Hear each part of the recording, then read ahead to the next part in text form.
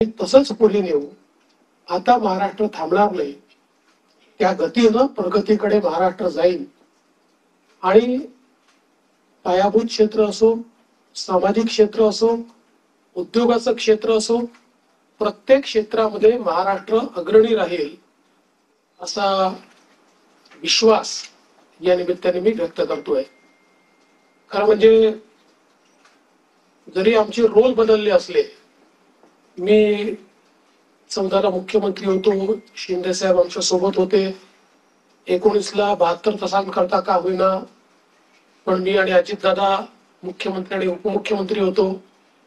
मग मागच्या काळामध्ये शिंदे साहेब मुख्यमंत्री होते, मी उपमुख्यमंत्री होतो आणि अजितदादाही उपमुख्यमंत्री होते.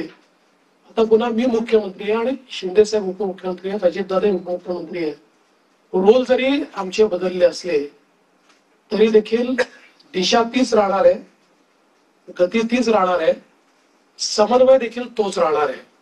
त्यामुळे मला असं वाटतं की कुठेही याच्यामध्ये वेगळेपण हे आपल्याला पाहायला मिळणार नाही. मात्र आताच आमची जी पहिली मंत्रिमंडळाची बैठक झाली, त्या बैठकीमध्ये आम्ही तिघांनीही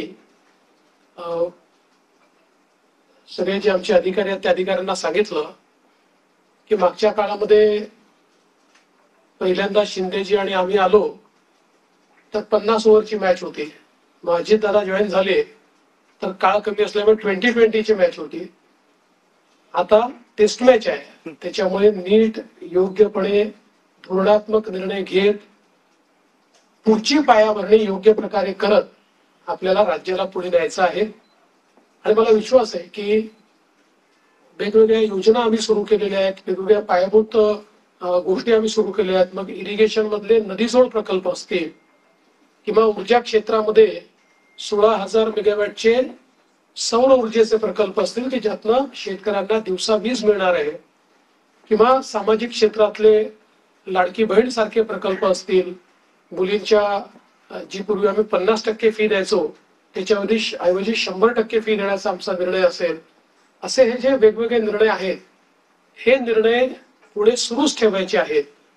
आणि आमचा प्रयत्न हा असणार आहे की आम्ही आमच्या वचननाम्यामध्ये, जाहीरनाम्यामध्ये जी जी आश्वासनं दिलेली आहेत ती आश्वासनं पूर्ण करण्याच्या दृष्टीनं पावलं आम्हाला उचलायची आहेत.